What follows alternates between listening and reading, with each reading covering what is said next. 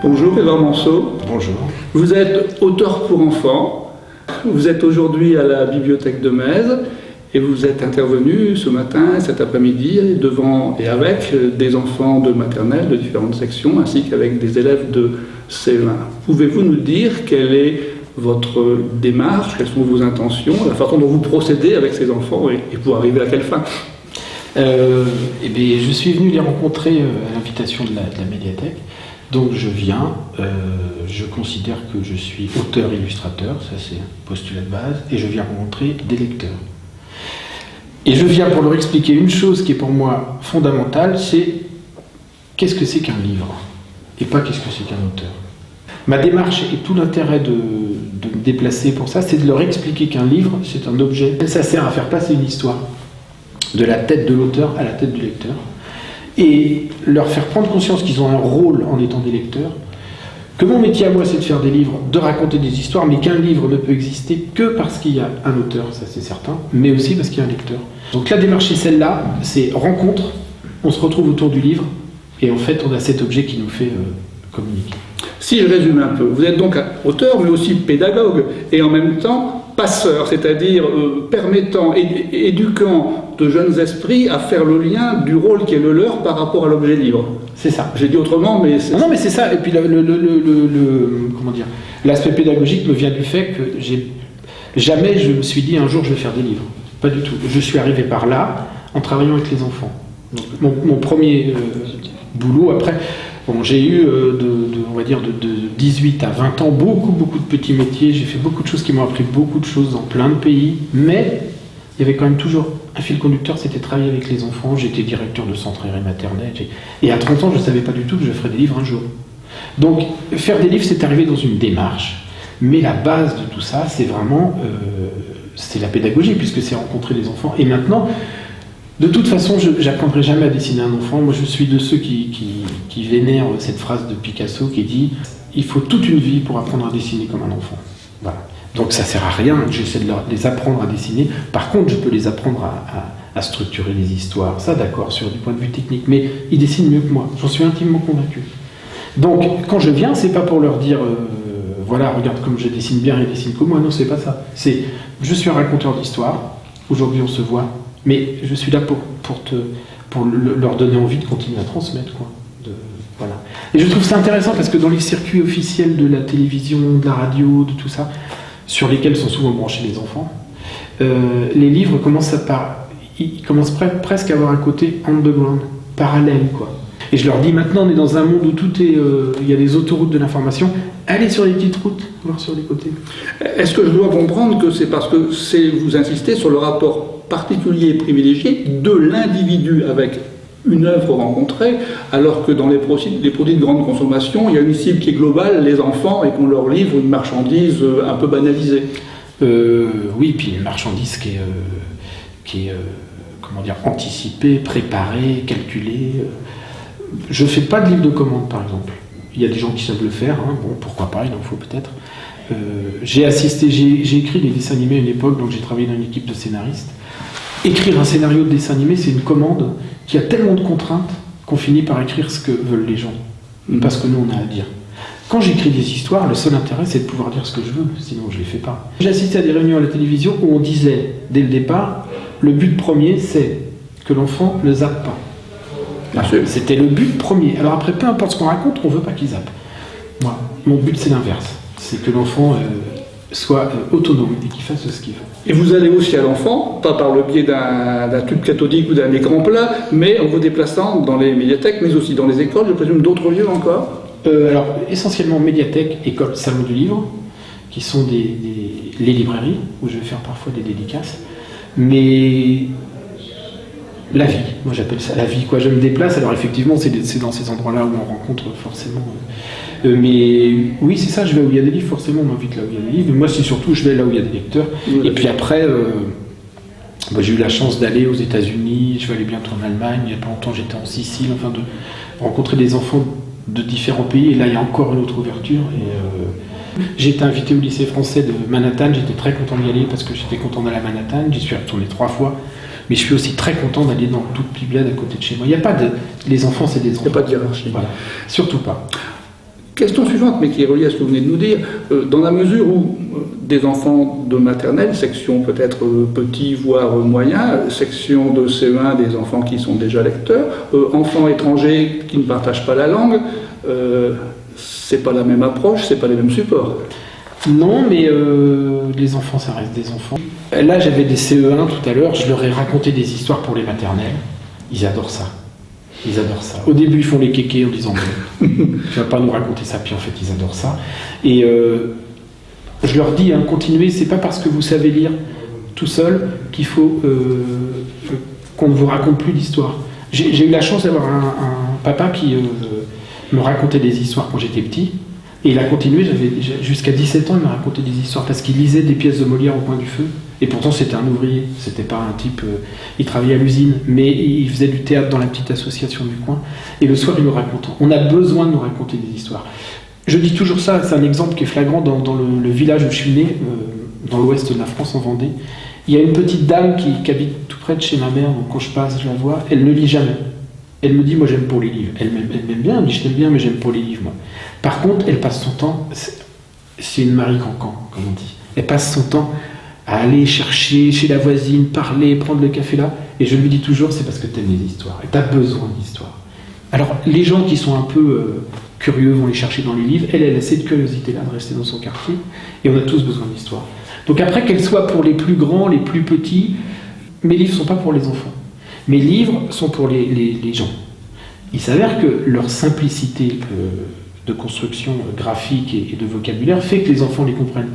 Mais vraiment, je les adresse à tout le monde. Et quand on dit de 7 à 77 ans, et plus, c'est ça. Mais est-ce que le rapport que feront les lecteurs avec vos mêmes ouvrages sans votre présence et votre animation, ce que vous ne pouvez pas forcément voir, est-ce que vous avez une idée de la façon dont ça se passe, ce rapport ? Il faut des médiateurs. C'est ça, ça, vous avez raison. C'est-à-dire que je ne suis pas utopiste, je sais bien ça. Par contre, j'ai pu constater qu'il y a des gens qui n'ont pas accès aux livres. Parce que la situation sociale est faite comme ça. Par exemple, je suis allé dans des banlieues il n'y a pas très longtemps, en Seine-Saint-Denis, dans des endroits où les gens parlent très peu le français, il n'y a pas de livres dans leur langue. Et puis j'ai des livres très très très simples qui fonctionnent en lecture à l'image, et on a pu échanger. Mais c'est vrai que ces gens-là ne vont pas venir spontanément vers mes livres. Non, ils allument la télé. Ça, c'est beaucoup plus... ça, on est bien d'accord. Mais il s'avère que, avec toutes les rencontres que peuvent provoquer les médiathèques ou les salons du livre, tout ça, je suis toujours convaincu d'une chose, c'est qu'il y a toujours des gens qui sont disponibles, ouverts à une certaine littérature à laquelle ils n'ont pas forcément accès. Donc en allant là-bas, on leur montre, on les ouvre. Maintenant, voilà, on est dans un pays où quand je prends le train et que je rentre d'un salon du livre et que je suis en train de lire un livre pour les enfants de 3 ans dans le train, le contrôleur, il se demande toujours si j'ai pas quand même un grain. Mais bon, on a tous lu les Fables de La Fontaine, on peut les relire et encore les relire à tout âge, quoi. Il y a pas de... Alors finalement, je comprends mieux maintenant votre positionnement, parce que vous êtes à la fois un conteur à l'ancienne, qui n'avait a priori pas de support matériel, écrit ou illustré, et un auteur d'un produit livre, et vous êtes les deux en même temps. Oui, je suis un raconteur d'histoire, ça a toujours été comme ça. Je vais rentrer à la maison ce soir et je vais raconter ma journée comme on raconte une histoire. Et c'est absolument naturel, pas du tout forcé, c'est un vrai bonheur pour moi. Après, on peut avoir du talent. Je pense que j'ai la chance d'avoir un certain talent de conteur, mais après, si on ne travaille pas, tout ça c'est toujours pareil, il faut toujours travailler, mais c'est raconteur d'histoire. J'ai tellement discuté, tellement rencontré, bon, je ne sais pas combien de classes j'ai rencontré depuis 15 ans, mais bien plus de 1000, donc ça fait beaucoup d'enfants. Et donc ça me nourrit dans mon travail. C'est jamais... jamais vous trouverez un de mes livres où il y a une phrase d'enfant, ou pas du tout, c'est pas ça. Mais c'est dans l'énergie. Et maintenant, je sais par contre, par exemple, qu'un livre va être compréhensible par des enfants de 4 ans et demi, même 4 ans 3 quarts, je crois que j'en suis là, je le sais. Mais je ne sais pas pour autant si ça va ce que ça va susciter. Je sais juste qu'ils vont pouvoir le comprendre, parce que le message passera. Après, quelle réaction, ça c'est autre chose. Mais effectivement, les rencontres me nourrissent pour les livres nourrissent mes rencontres. Mais on peut avoir un petit exemple, parce que là on est dans l'abstrait, on parle de livres, on les a pas vus. On peut en regarder un, je sais pas, celui-là par exemple, parce que c'est un livre récent, où c'est très très simple. Voilà une histoire simple, mais qui pour moi concerne tout le monde. C'est juste, ça s'appelle Le petit oiseau va sortir, donc voilà, juste une petite moto qui arrive comme ça, qui voit notre personnage, et alors ce personnage est embêté. Je vous la raconte comme je fais devant les enfants, c'est-à-dire que jamais je lis mon texte. J'ai une âme d'enfant. Et donc le petit oiseau va sortir, mais lui il peut pas y aller parce que sa voiture ira à plat. Donc son ami lui dit, mais t'inquiète pas, je t'emmène sur ma moto, tu vois, j'ai 2 places, et on y va. Donc ils y vont, ils partent comme ça. Et puis ils commencent à rattraper, on s'aperçoit que tout le monde veut aller le voir. Et vraiment tout le monde. Là il y a un embouteillage, donc tous ces personnages-là que j'ai fait avec des petits morceaux de papier découpés vont tous voir le petit oiseau qui va sortir. Alors forcément, pour les enfants, la pression monte, et puis le petit oiseau va sortir, c'est par ici, on s'approche, et voilà l'œuf. Et donc là, tout le monde s'approche, et l'œuf est là. Et évidemment, toute l'attention est concentrée ici. Ils sont tous en train de le regarder, même les mouches, quoi, ça attire tout le monde. Et puis l'œuf se craquelle, la petite souris dit « Attention, ça y est, il va sortir », et là, l'œuf se casse, et voilà un cochon. Alors eux sont déçus, parce qu'ils voulaient voir un petit oiseau, et c'est un cochon. Et donc, ils sont tous très déçus, mais quand on tourne la page, ils sont encore plus déçus, les bras leur en tombent. Et le cochon leur dit, mais quoi, vous avez jamais vu un cochon? Vous voulez ma photo?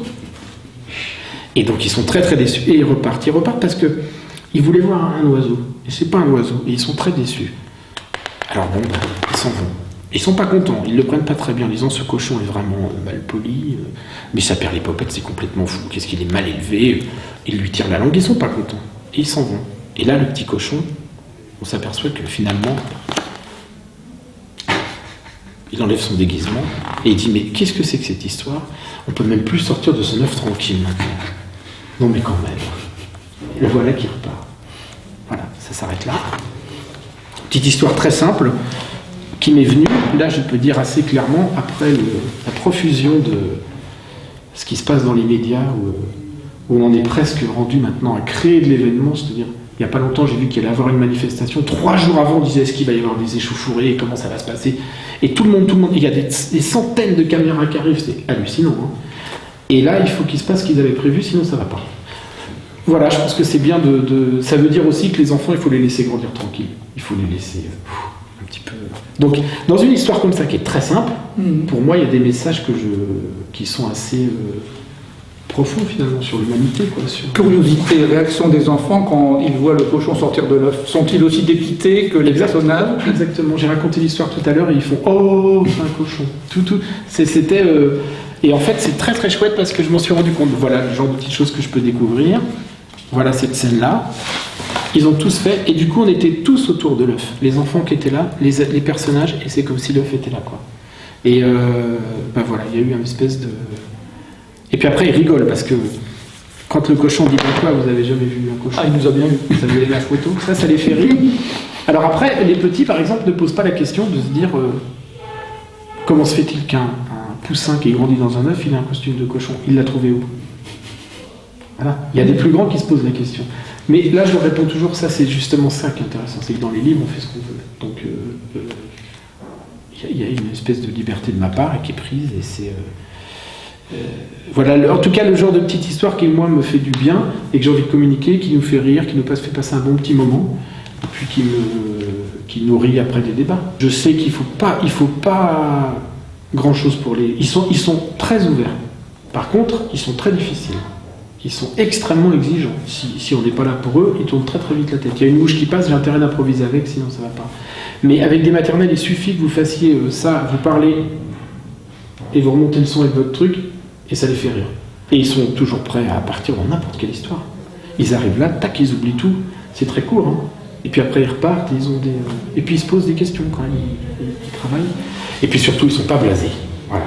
Parce que tous les enfants qui étaient là tout à l'heure, ceux que j'ai vus ce matin qui ont 5 ans, ils ne savent pas qu'il y a eu une catastrophe en Inde, qu'il y a des milliers de gens à la rue, qu'il y a eu énormément... Ça, ils ne le savent pas. Alors, nous, on le sait, mais quand on a vécu, ça fait du bien de voilà. J'ai envie de vous dire, après ce que vous venez là de nous confier, c'est qu'il faut leur faire des piqûres de rappel. Puisqu'après, ils perdent cette ouverture, cette naïveté, et ils viennent chargés effectivement d'informations extérieures qui sont très parasites. Je suis bien d'accord. Ça peut être notre conclusion si je suis bien d'accord. On est venu. J'ai envie de vous dire merci beaucoup, Édouard Manceau, et à bientôt pour une autre séance avec des mêmes petits, et les plus grands on retrouvera, et j'aurai envie d'être parmi eux pour bénéficier de cette même entrée dans l'imaginaire et dans la complicité de la naïveté retrouvée. Ben, merci de cet échange. Merci à vous. Merci.